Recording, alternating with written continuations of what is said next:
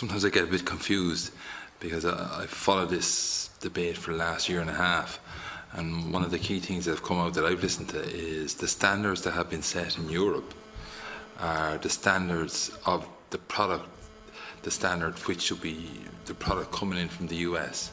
It should be of that standard, and that has been clearly, because I come from a farming background, so any US product, and there was always a fear that, particularly on the meat side, that we would get the hormonal beef. And I think from what I've listened to over the last year and a half, that our standards here, which we have set, and unfortunately across Europe, and Darina, you might know this, that you could go into a market in France and a country market in Ireland, and there's two different types of standards that we have set in this country.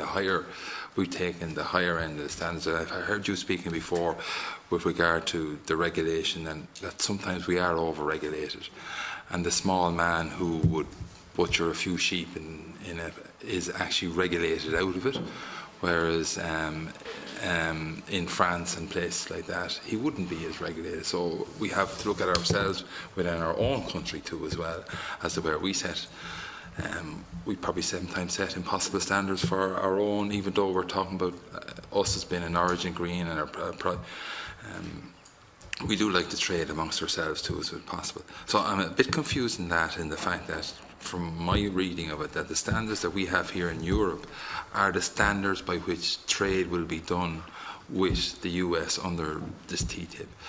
90% of all beef produced in the USA is produced with growth hormones, which have been banned in Europe for years and years. And I met an Irish farmer who's one of the senior members of the Irish Farmers Association, and he's been in the game for many, many decades. And he said to me, I remember when we switched from being allowed to give growth hormones to our beef, to our cows, and we switched away from that. It meant that we had to deal with a massive hit in terms of the productivity that we can deal with. But we took that. We recognised it was a good thing because these growth hormones are carcinogenic in humans. All the science says so. The USA says, under free trade, you don't get the right to choose. Under free trade, we get to sell our hormone-infested beef into Europe. And the impact of that, of course, is that no European producers have got a chance of being able to compete against it. I look at this as an opportunity, but we have to be careful with the opportunity. But we have to make sure that the opportunity is there, because there are I was in a school this morning in Leixlip, and I saw young kids on the IT side of things, and I saw them producing little videos, games, and I was thoroughly enlightened by the fact that here we have a future generation, and are we going to curtail them to not being able to trade with the world? And I would worry that if we're going to come out as totally against this, that we will curtail a future generation. And I know, I listen to where you're on the climate change, that we have to protect a future generation. I've been to Africa so many times. I've worked as a volunteer in various parts around the world.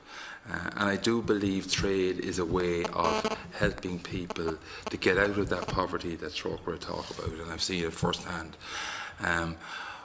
But if we keep putting up stronger and stronger barriers, it means that difficulty is going to create long-term poverty in certain areas, but also create less opportunities for those kids I saw this morning in schools. 70,000 people working in the beef industry in Ireland are predicted to lose their jobs as a direct result of TTIP going through.